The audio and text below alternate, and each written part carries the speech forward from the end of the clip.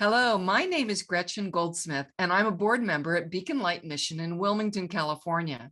When I joined the board, I learned a little bit about our history. It turns out Beacon Light Mission wasn't our real name. Our official name for more than 115 years, from 1905 until it was changed this year, was Southern California Floating Christian Endeavor Association.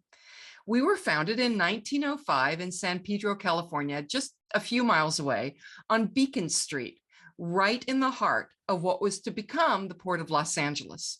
We started by caring for sailors who were far from home. Now, I'll be honest, the name Southern California Floating Christian Endeavor Association seems a little strange to the modern ear.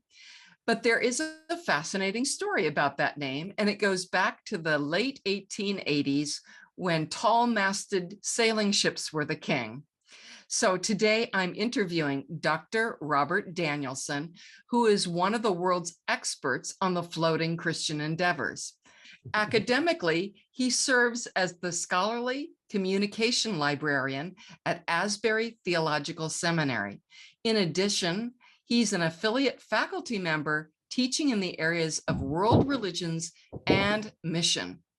Personally, he's the great-great-grandson of the co-founder of the Floating Christian Endeavors, Madison Edwards. So I can't imagine anyone better qualified to tell us the story about the history of the Floating Christian Endeavors and how we got our name. Welcome, Robert. Welcome. I'm glad to be here. It's delightful to be here and talk to you and share a little bit of this fascinating history with the rest of the people. Thank you so much. So tell us about Christian Endeavor, how it started and how it grew, because it was really a thing 100 years ago. Absolutely. And you have to understand Christian Endeavor in order to understand floating Christian Endeavor. So it's very important that we kind of start at the beginning. Essentially what you had, and this we're talking in the late 1800s, the churches in general did not have any youth ministry. There was no kind of youth ministry going on at all. They had Sunday schools, so you had work with children, and then they had the regular church for adults, but there was this big gap that was missing in the young adult side of things, and which in that time included people who were in their late teens, because a lot of people went to work at 15 or 16 years of age in that time. So they were adults in a sense.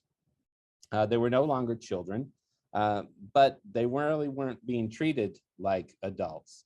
And so Francis Clark, he was a congregational minister in Maine, actually. He in 1881 in Portland, around Portland, Maine, 1881, he came up with this idea of creating a youth-based, lay-led organization, okay, which he called Christian Endeavor. It was actually had an even longer name than that. It was the Young People's Society of Christian Endeavor was what it originally was. And they loved long names back then. They did. They loved long names. And he founded this in 1881 in the parsonage of his congregational church. He basically called in these young people and he challenged them to create an organization in which they would be leaders, and they would do Christian ministry in and of themselves. And they would sign a pledge, and this pledge would be that they would attend the meetings, that they would speak at the meetings. They couldn't just get away with singing in the congregation. They would speak at the meetings, and that they would devise various committees and do different kind of ministry work. Okay, so he actually worked to kind of include them into the church. Well, this organization went gangbusters beyond what he even remotely expected. Okay, it got picked up by papers and spread around. Soon there were Christian Endeavor societies in Hawaii and in all the states of the United States, and in Canada, and then in Europe, and even today there's still the remnants of Christian Endeavor is still active in the United States. There's a World Christian Endeavor Society that's still around. So it it went crazy. I mean, there are literally millions and millions. I think at one time there were over 6 million members all over the world of Christian Endeavor Wow. members.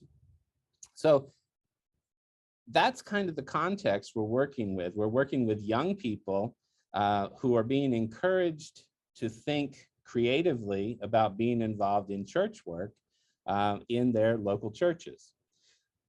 Now, we move on a little bit to a Christian Endeavor Society that was in Woods Hole, Massachusetts.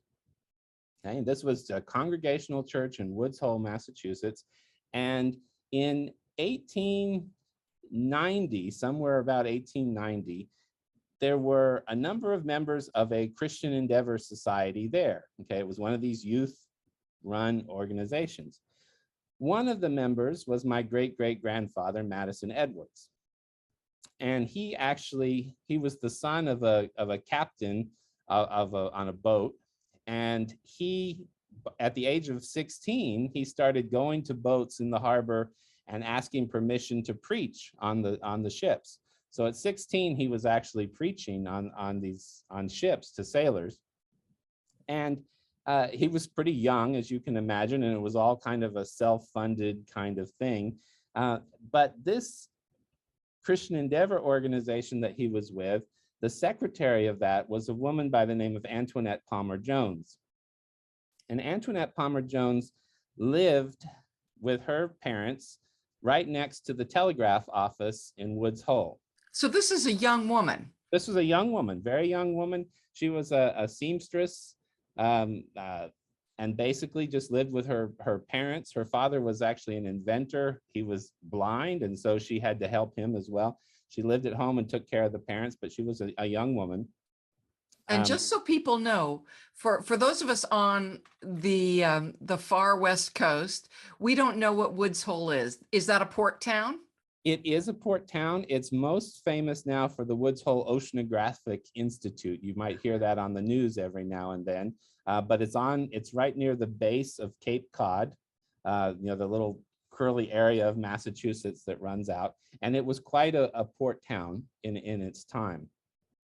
And so they worked out this kind of agreement where if Madison Edwards needed help on something, he would telegraph to Woods Hole, and the telegraph person would deliver the message to Antoinette Palmer Jones, and then she would organize the Christian Endeavors to come and help with whatever might be needed in organizing kind of this work to help Madison Edwards in his ministry on ships.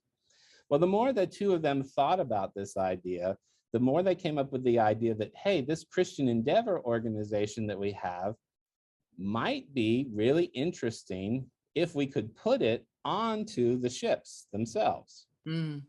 So instead of just ministering to the sailors whenever they happen to come into port, maybe we can create Christian Endeavor societies actually on board ships. And so they wrote to the headquarters of Christian Endeavor, which at that time was in Boston, and got official permission to try and do this. And then they became known as floating Christian Endeavors. So they're just a small branch of what Christian Endeavor was, but they were focused on sailors and ministry to sailors in that kind of context. They weren't the only group to do this. There were also prison Christian Endeavors that started up. There were Christian Endeavor organizations in the Army and in different kind of ways of doing things around the world, so that they weren't the only ones to develop specialized groups of Christian Endeavors, but they were the ones who developed it for ships. Now, they were interested in government ships primarily because the government ships, or the ships of the Navy, they had more stable crewmen. So they would hire people for a longer period of time. And so the people were a little bit more stable. And the idea was, another point that you have to understand is at this time in the government, there were only a maximum of 24 chaplains in the Navy. Oh, wow. For the entire Navy? For the entire Navy, okay? There were only 24 chaplains. At this time, there was no YMCA. There was no other organizations that were involved. All of those organizations would evolve out of Christian Endeavor, basically, because Christian Endeavor was the first one to do this. So there were no chaplains on most of the government ships. And so the idea was, well, you know, obviously we're a young group of people. We can't provide chaplains, but we can help them organize societies.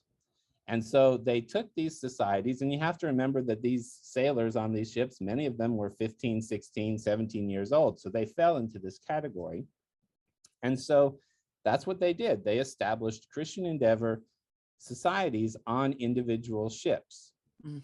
And in order to help them recognize each other, they adopted the whole Christian Endeavor pin, like the one that you're wearing. Yes, I want to show, I don't know if you can see that. This is got to be over what, 100, 120 years old? Probably.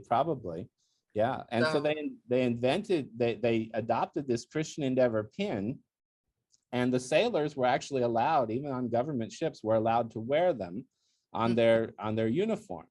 And this was a way so that if somebody new came on a ship and they had a pin, they could say, okay, this is a Christian Endeavor. Let's include him in our society. You know, let's bring him in. And so they signed a pledge, just like the ordinary Christian Endeavors, that they would hold these meetings, that they would speak at these meetings. And they added to it that they would refrain from alcohol. That was one of the things they added to the pledge. And so they would sign these pledges, and then they would meet. And the other thing that was added to the pledge was that they would write a note or a letter back to headquarters at least once a year, telling them of how things were going. Oh, that's so cool. Yeah. And so they established these kind of floating Christian endeavors. And by 1901, there were 6,000 members of floating Christian endeavors. 6,000 members. Oh, wow. On 150 different ships.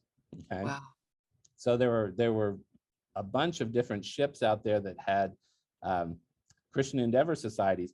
There were floating Christian Endeavor societies on the German Imperial Navy at the time and the Japanese Imperial Navy at the time. Amazing.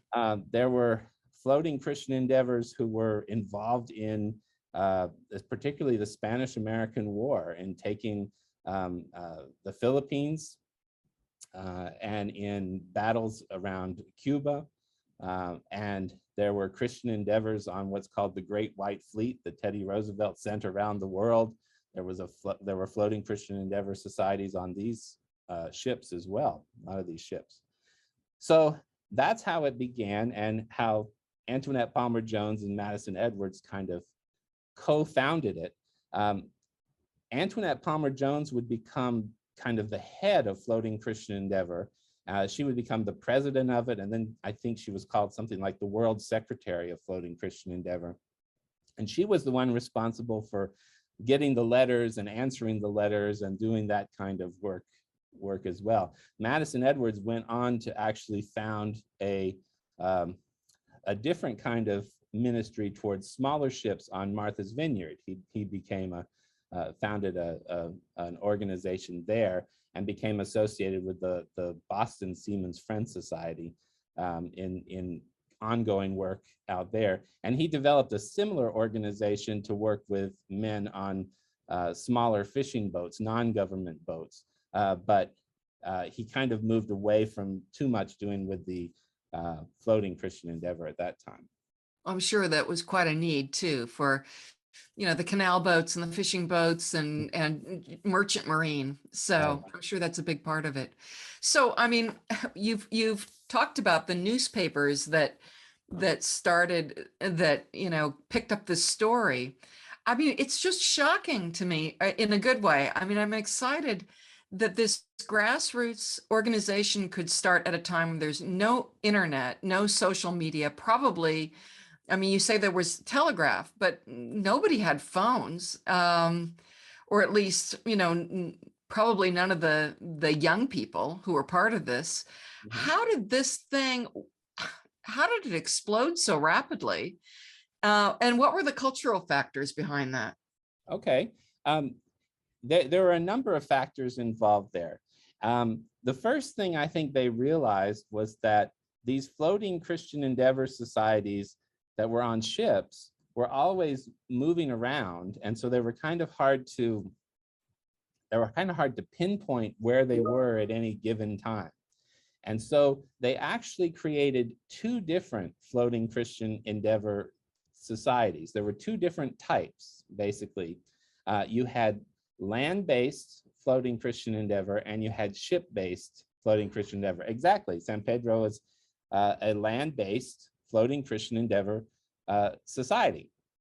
So these organizations, the land-based ones, let's talk about what they did. These land-based floating Christian Endeavor societies were, again, young people, which is why you don't see a lot of connections with chaplains or pastors or things like that. They worked with those people. They were associated with those people, but the Christian Endeavor itself was supposed to be a lay-led youth organization. And so the land-based Christian Endeavors were more focused on supporting whatever else was being done by the other Seamen's Friends societies in their work and in their ships. And so they would do things like they would collect newspapers and reading material, because if you're on ship for 6 months at a time, you don't know what's going on in the news. And they would give the latest papers and reading material to people on ship. They would have services and help arrange services on ship, but also services on the land. And not just services, but there were also social activities, because these men have been cooped up on a ship for, several months at a time, and they're far from their families. And so the land-based societies would kind of have social events, social times where they could actually just get together and have fun. And part of this was a way of keeping sailors away from the negative influences in port. Because at this time, your sailors, they got paid whenever they came into port. And when they came into port, there was nothing to do with they didn't have internet, they didn't have internet banking, that kind of stuff. There was nowhere they could deposit the money. And so what they tended to do was spend it. And so these economies spread up that were full of, bars, gambling, prostitution, all these kind of things, because there was a lot of money flowing out of these ships. And the sailors didn't have anything else to do. And so these social organizations were ways of bringing them together to have more wholesome entertainment, to keep them out of the bars, to keep them away from the gambling and the prostitution, those kind of things. And these land-based organizations of floating Christian Endeavor would know when a ship came in, if that ship had a sea-based floating Christian Endeavor on it, so that then they could organize to kind of have that group of people come and spend time with them in their social activities. They also did things like they would have places where they could read, where they could write letters, because it wasn't possible to get letters on ship. And so very often, if a sailor was sailing, let's say from Boston, and was sailing to Los Angeles, he would have to tell the people in his family, say, well, if you're going to write a letter, write it to the Floating Christian Endeavor at Los Angeles. And then they would hold that letter there. And then when he arrived, he'd say, do you have any letters for so-and-so? And they say, oh, yes, we have some here. I've had them a couple months. Here you go. Wow. So that's how communication was facilitated. Other organizations actually started shipping banks, ways that they were able to save their money without having a stable address, to go to. So there were things like that as well. But these were some of the activities that were really going on. And this dual-based system was really very useful, because someone like Madison Edwards could found a floating Christian Endeavor in Woods Hole. And if that ship was in Southern California, the Southern California Floating Christian Endeavor would know that, and then they would be there to help supply them with reading material, help them write letters, which they might write back home to send letters back to Boston because they were going to be back there in another year. They would be able to help them in emergency situations, which was the other thing. If there were shipwrecks, they would house the sailors who were shipwrecked. If a sailor died for some reason, they would have cemeteries set aside for burying sailors who weren't able to afford burials, or who had died at sea, or bodies even washed up from sea that they didn't have an identification for. So the land-based societies were involved in all of these kind of activities to try and help as much as possible ministry that was going on the sea. Wow. I mean, that explains so much to me, because as I've been reading a little bit about it, I've been reading our handwritten board minutes from 1905. It's interesting how much we collaborate with other organizations. So, for example, we're always speaking at their events, they're speaking at our events. We have people coming in, according to the newspapers, a different group coming in to our mission, every night or a couple of times a week. And there doesn't seem to be a lot of territorialism. A lot of them seem to have the same board members, the same, location, and they seem to be pretty collaborative with one another, which really amazed me. And you and I have talked about this before. One of the people who we collaborated with a lot was Captain Charles Farr, who set up his floating Bethel, his floating house of God, his floating church, on the hull of the old retired tugboat, passenger boat, the Warrior One. And, so it's kind of an interesting thing. It seems to me that Christians don't work together as well today as they did back then. I mean, I don't catch any hint of competitiveness when I read the news reports. Right. No, they might have had different interests in some ways, but they were very collaborative. The organizations like Captain Farrar, and even some of the work that Madison Edwards did later, ties into the Seamen's Friends Societies, which were basically setting up chapels and chaplaincies and missions in the major port cities, so that you see those. And that's actually an earlier thing that began back in the 1850s. So they set up these floating churches. You find records of them in Boston, you find them in New York, you find them in Baltimore, you find them all over the place. But they were all like independent little missions, just kind of loosely affiliated through the Seamen's Friends Society. And they needed support from the local community. And that was part of the role of the Floating Christian Endeavor Land-Based Society, was to kind of help and support these kind of works that were going on. So I imagine that the Southern California Floating Christian Endeavor Society, while Captain Farrar was not necessarily a founder of it or involved in it in that sense, I imagine they were very active in supporting his work.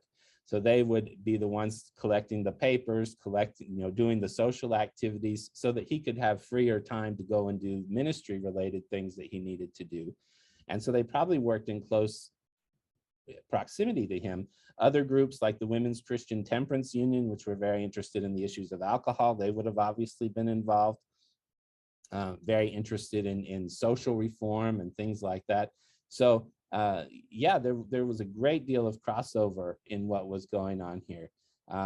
The main thing, in a sense, to remember about the Christian Endeavor is that it was, of course, it was a way of harnessing the energy and creativeness of the youth in the church. So it had a function that was focused on the youth, and how could the youth then go out and support these other ministries that were going on around them. So do you know much about the founding of our particular floating Christian endeavor? So we know we're land-based. Tell me a little bit more about our situation. Well, I've tried to do a little bit of looking in the archives that I actually oversee as part of my job here at Asbury. Is the special collections and archives, we actually house the Christian Endeavor material. So it's still being processed because there is just so much material that came out of the Christian Endeavor work. So I haven't had a chance to go through everything, but I did look through some of their major papers, especially for 1905. And 1905 seems to have been a year that in California, at least, there was a very high interest in floating Christian Endeavor. In an article from March 30th of 1905, there's a report about the Golden Gate Union was decided to focus their entire annual convention on floating Christian Endeavor and their work for the coming year, and talked a lot about the socials that they would have and the services and things like that. And so they were very focused on that. Then in September of 1905, and your organization was founded in April of 1905. In September, floating Christian Endeavor itself always had an annual meeting, and they would have special pins for the annual meeting. It would be held in a special place, and I mean, it was really crazy. I mean, literally hundreds of thousands of people would come from all over the country to descend on these conventions. And in 1905, the convention was held in Baltimore, and the Floating Christian Endeavor actually kind of won an award. They had these banners that they would give as awards. And Floating Christian Endeavor was given an award because they had created 9 new societies, more than any other segment.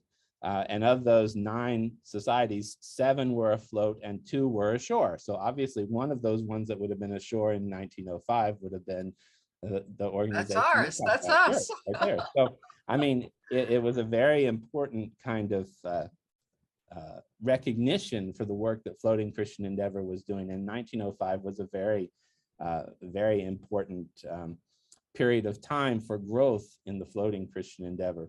There's also quite a bit written, of course, about John Mackens, or Makins, I'm not sure how you say his name, but he becomes an important person, and he was a character who kind of comes out of the Southern California Floating Christian Endeavor and seems to have been involved as a director there as well. Yeah, I think he was really early on, I think starting in 1906, our superintendent. And I hope you're going to talk a little bit about his work in Nagasaki, Japan, prior to us. I'll mention a little bit about that. The Nagasaki Christian Endeavor Home was really quite an interesting story in and of itself. It actually gets founded by one of these floating Christian Endeavor groups that's on a ship, okay? In this case, it was a ship that had gotten dry docked for repairs in Japan, and so they were there for a longer term than usual. And the Christian Endeavor group that was there included a man by the name of Carlton Jenks. And Carlton Jenks was the head of this Floating Christian Endeavor group, and he got very interested in kind of what can we do while we're in port here to kind of help Christian Endeavor. And so one of the things they found was that sailors who were in Japan, US sailors in Japan, didn't really have places to stay. They didn't have kind of the same kind of things that they would have had with a land-based Floating Christian Endeavor in the US. And so they decided to start the Nagasaki Christian Endeavor Home. And they actually, the sailors on this ship raised the money. I think it was the USS Charleston. They raised a lot of the money to actually build this, the Nagasaki Christian Endeavor Home. And John Makins becomes the kind of supervisor, the one who's going to run that.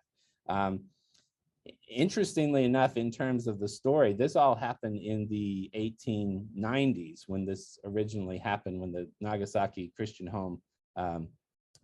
Endeavor Home was founded. Carlton Jenks, after serving on the USS Charleston, he becomes a crewman of the USS Maine. And he was killed in the explosion on the USS Maine in Havana that started the Spanish-American War. And he becomes kind of one of the heroes of floating Christian endeavor. His name was mentioned quite often as being one of the heroes, because there was a floating Christian Endeavor Society on the USS Maine when it was exploded in the harbor in Havana. So he's very interesting. But John Makin's actually kind of gets involved in actually running this, and the Nagasaki Christian Endeavor Home becomes kind of the first of the Christian Endeavor homes.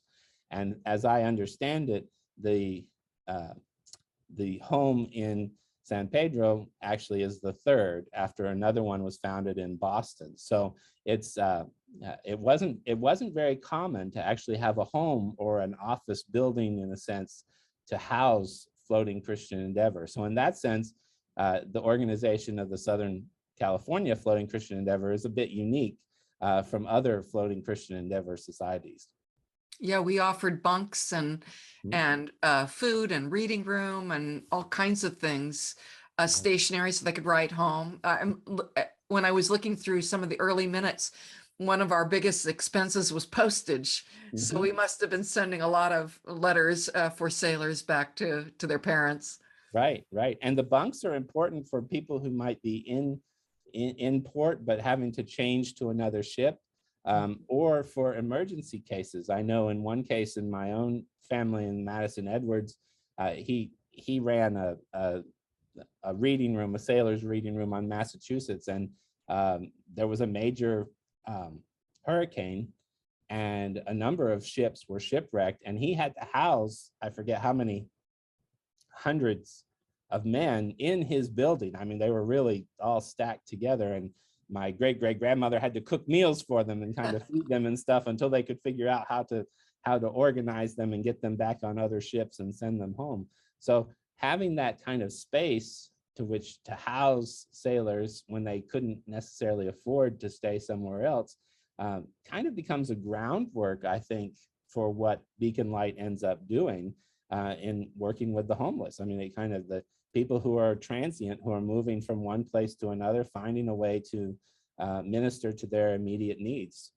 Yeah, no, it's a perfect tie-in. I feel that we're doing the same thing now in 2022 that we did in 1905. It's just that we don't limit it to sailors. Right. Now our doors are open to anyone in need, and to this day you can pick up the phone or look at our website or whatever and get a bed, a bath, a change of clean clothes.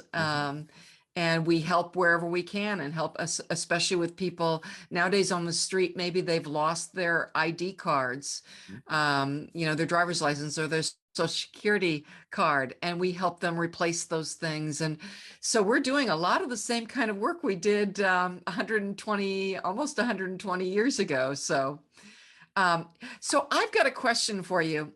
As I was going through some of the archives and the old sepia tone photos, I would find these pictures of Beacon Light mission. Back then it was called Sailor's Rest. We didn't change to Beacon Light officially until about 1946. And that was to reflect the fact that the people we were serving weren't just sailors. But I've got these pictures of all these perfectly dressed people, men dressed in suits and ties, and women in their Sunday best. And what's all that about? I kind of thought that we would have back then the same kind of, people that the guests we have now are really experiencing very painful aspects of homelessness, which is, not having a safe place to sleep or nice clothes to wear or even clean clothes to wear. So why do we have all these pictures of these well-dressed people at Sailor's Rest? Well, it could be several reasons. They could be a social, that there are people from the community that are there, but also to remember that these sailors, they had a job. They didn't necessarily have a place to stay, depending on what was going on with the ship. So they had fairly good pay. So the sailors usually had money, therefore they would dress nicely. Most of the pictures I have in my collection as well from my great-great-grandfather and my great-grandfather, who continued the ministry actually on Martha's Vineyard, show people who are very nicely dressed as sailors, and they're noted on the back what ship they were on. But particularly when they came into port, port was the time to dress up. Port was the time you were free from the ship. You were able to be a little more, to be a little more of a regular person, and not stuck on the ship. So it actually became kind of a time in which to be a little more social and to recognize that you were going to encounter. I mean, at this time, most of the sailors were men, so they were hoping to find dates as well, in port. I mean, and these socials were very often, when the floating Christian Endeavor societies very often included women who were very much involved in this, in part because there was a mentality at the time that what a lot of these young men needed was they needed to feel like they were part of a family. And so the mission itself, by doing these socials, they would have, sisters and mothers and aunts and things or people who stepped into those roles so that they would not feel quite so cut off from family ties, by being on a boat with a bunch of men for 6 months to a year. They would have this kind of compassionate kind of family-related care. I mean, in various publications, for example, of the different societies and stuff, there were often these women who would write letters and things into the societies and things as the sailor's mom, they would be called, or something like that. And one of the things they frequently gave out at some of these socials, like Christmas or something, was what they would call a comfort bag. And a comfort bag, I read about that. What is that? It's usually just a small bag, because you didn't have a lot of room on board ship. So it was a small bag, usually handmade by some lady, and it would include things that were necessary for sailors on board ship, things like needles, thread to mend clothes, buttons, darning wool for mending socks, all those kind of things. And along with that would normally be a small New Testament and usually a letter from the woman who made it, saying, that she hoped all would go well with him and that he would, be blessed by this in his travels. And so these comfort bags were really quite popular, and they were one of those things that things like the Land-Based Society would organize, and they would get together and create these comfort bags and then give them out like at Christmas or at other times when sailors were in port and they needed some of these essentials. Okay, so I've seen pictures in the early leaflets from like 1918, 1919, where they show sailors, with their hats and their beards, holding their comfort bags, and they look pretty happy about it. Right. Yeah. The other thing that, speaking of sailors, I was looking at one of the annual reports from 1919, and they had these professionally printed. They're very small, and they're only a few pages long, but one of the pages was dedicated to a picture of just a huge number of sailors. Remember, this is 1919. They're all wearing epidemic masks. They're all masked in the US Navy. Yeah, the epidemic was a really major problem for floating Christian Endeavor. In fact, I would simply credit the end of floating Christian Endeavor to the epidemic of 1918, 1919, the Spanish flu epidemic, because as you mentioned earlier, there wasn't like this internet connection. And so all of you think of these thousands of members they had, and the one thing holding them in common that they corresponded with was Antoinette Palmer Jones, the secretary of the Floating Christian Endeavor. And she was the one they would write to every year. She would send out Christmas cards. She would do, kind of keep this, they even called her something like the sailor's sister or something like that. She had this kind of aura about her. And she died December 19th of 1918 in Massachusetts from the Spanish flu. Oh, wow. She died during that epidemic at the early age of 62. She was only 62, but she died from the Spanish flu epidemic. And that just took the leadership right out of the floating Christian endeavor. And because of World War I, which had also been going on, which of course isolated the German Imperial Navy, the Japanese Imperial Navy, and the British Navy also had floating Christian endeavors. It just kind of devastated floating Christian endeavor as an organization.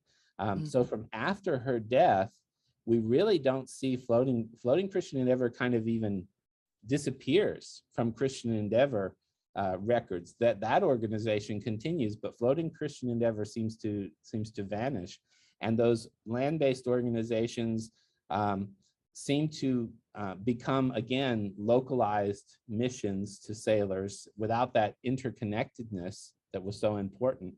And the ship-based ones also kind of fall apart, but they become organizations that have risen up, like the YMCA and other Christian organizations had kind of taken their place and become kind of more prominent. Salvation Army and others which were active on shipboard at that time. And also the fact that the US Navy realized the need for more chaplains, and so there were a lot more chaplains being put on in the US Navy, so that by World War II there were hundreds and hundreds of chaplains on board ships. So the need wasn't really there for the floating Christian endeavor. So I think in large part what happened, out in the Southern California floating Christian endeavor is one of the few that actually kind of kept going. But I think after 1919, it becomes much more focused on the immediate needs around it and less tied into kind of Christian endeavor itself. Yeah, that makes sense. Even though Makins was our superintendent from about 1906 to sometime in the early 1920s. He got us through the epidemic and World War I. And then he passed away, and our next superintendent was named Nethery, and he had been a communist who had come to Christ through a floating Christian endeavor. And so, no, I think he came to Christ through Salvation Army. And so he had a little bit different tack on evangelism, and of course the Navy wasn't as much a part of our port history either at that point. And so it's just interesting to see how it's gone over the decades. And when I joined the board, I was under the impression that this was just a men's organization, that I was one of the lone women who was part of the board. My parents had supported Beacon Light. One of their close friends had added a woman's shelter to what had started as just a men's shelter. And so my parents had always, cared about the mission. And so when I joined, I was under the impression that there really had only been maybe one or two board members who were women prior to me. And when I went back and I looked through the handwritten minutes from 1905, two of the founding board members were women. And that continued through the history of our organization. Now, I don't know when it kind of changed, but it was kind of fun to see that, and then to find out about Antoinette Palmer Jones actually founding it. Just amazing to me as a woman. Right. And we really are doing the same work. We are offering the gospel, and it's so fascinating.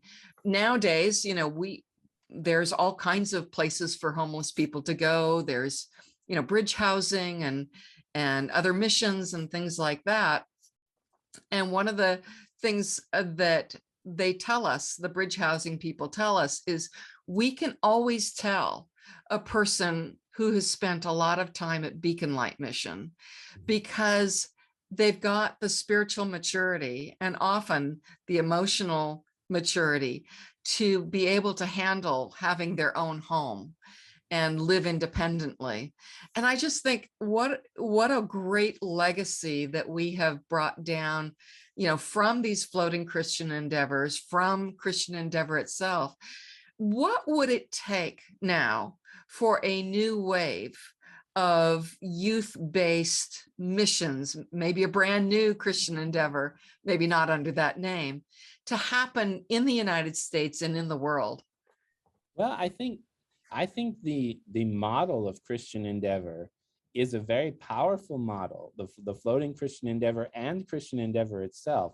The model of kind of empowering people, lay people, not expecting kind of clergy to come in and run things, but actually empowering lay people, but especially young lay people, to say, oh, you can be creative. You can come up with ideas, and we'll be happy to support you. We'll be happy to encourage you, and we'll be happy to find ways of making your ideas come true. I mean, when you think that, Antoinette Palmer Jones was just a teenager, and Madison Edwards was just a teenager, and here was the whole Christian Endeavor organization in Boston telling them, oh, you want to try this on board ships? Go right ahead. You have our full support. We'll support you on that.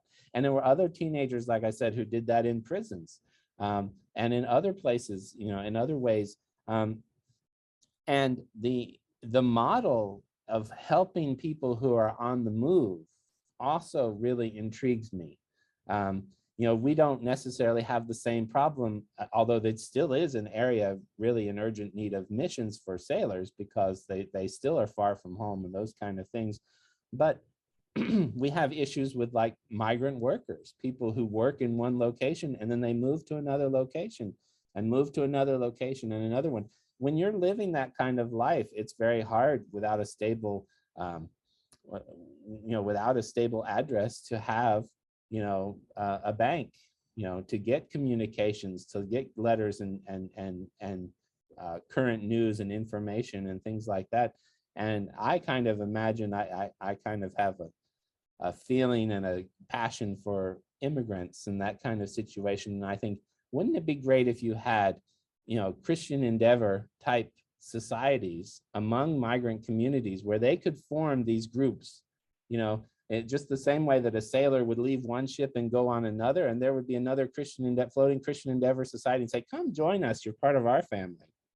Right. So we could have, I'm here in California, so most of our crops in the breadbasket of California are picked by migrant workers. Right. I could easily see you could have a a Christian Endeavor base in all of these cities and set up for migrant workers. So speaking the language, helping them with, the culture and transportation, all kinds of things. It's really, really exciting. I want to ask you one more thing. Sure. One of the things I keep seeing in the literature is that this is completely non-denominational. How did that work out? Because you're there at Asbury's, which is Wesleyan, and how did this and it was started by Congregationalists. So how did that work? That whole non-denominational effort? It worked very well at the beginning, and then it kind of fell apart.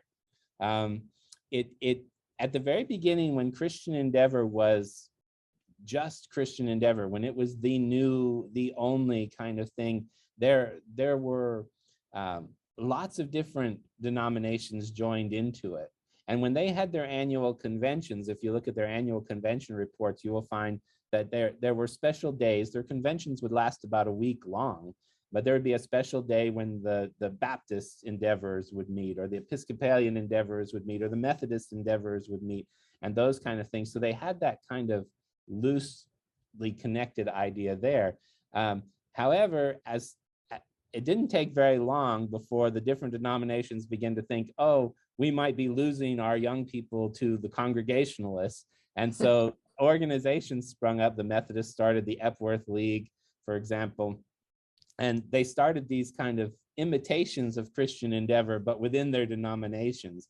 And so that's kind of how Christian Endeavor itself kind of began to decline as denominationalism began to pull them apart and to pull people into their different denominational sectors.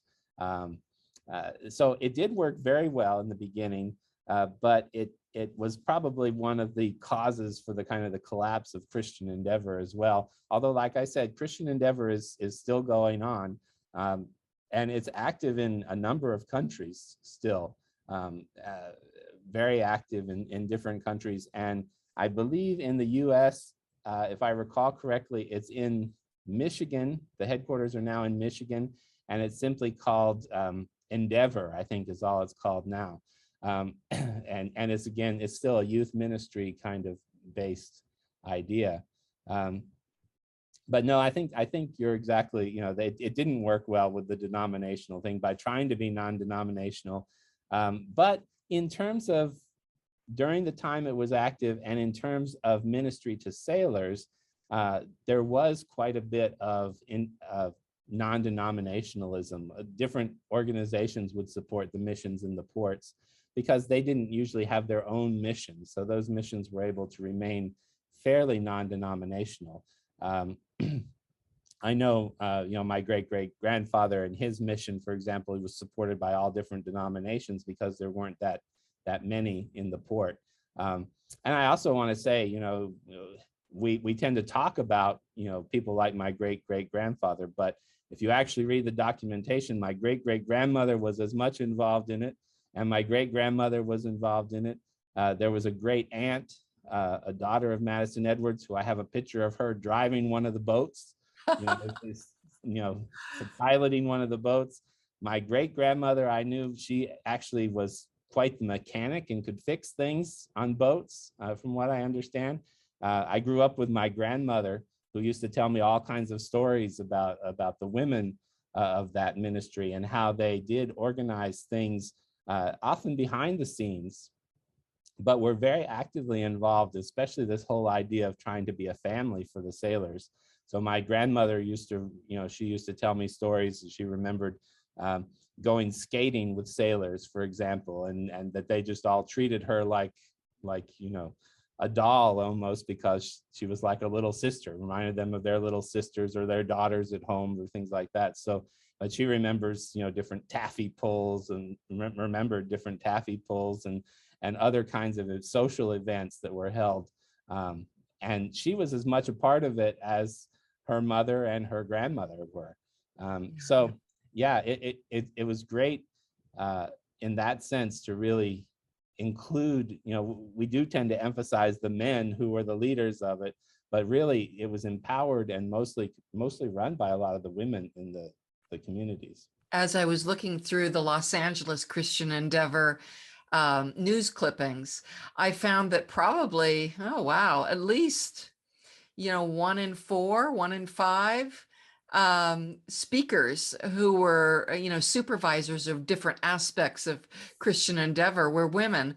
So this was, women weren't rare at all. There were a lot of them, and they were actively speaking.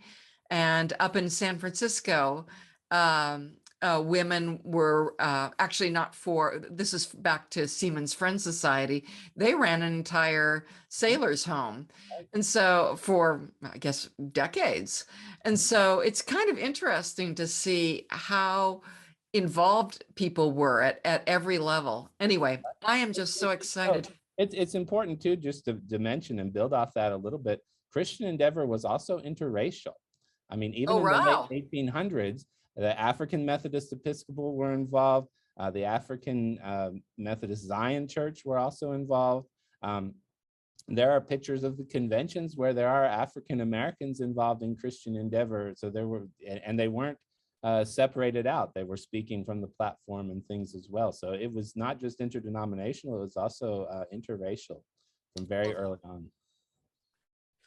That is just very exciting. I'm really so thrilled to get your to get the history of this finally. And I'm going to put this on the Beacon Light website and on YouTube. I hope people find it, because I have learned so much in the last few weeks of just researching this. And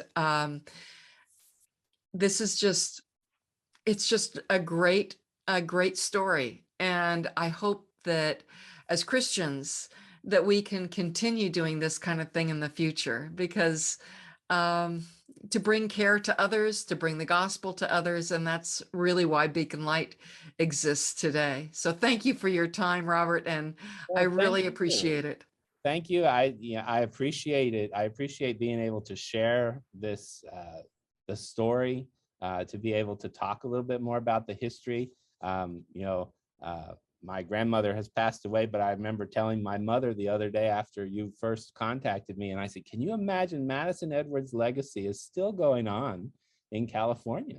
Right. And it's just phenomenal to think of it historically. And so I admire the work that you're doing, and I'm more than happy to help you connect to the historical side of it, and hope you have many, many, many more years of success in ministry. And Thank you. How can people, you've written quite a bit on this. So for people who want to know more about Christian Endeavor and Floating Christian Endeavor, where do you recommend they go? Well, the only thing that's out there on Floating Christian Endeavor is a little booklet I wrote on called The History of Floating Christian Endeavor, and it's open access. It's freely available online. Anybody can get to it and download it and read it. If they just search on Google Floating Christian Endeavor, Robert Danielson, it'll probably come up at the top of their screen. And if anyone has any questions, I'd be happy to try and answer them as well. I'm so thankful for your time. I really appreciate this. This kind of brings our whole history to life. So thank you so much. Well, thank you. Thank you very much. I enjoyed the opportunity.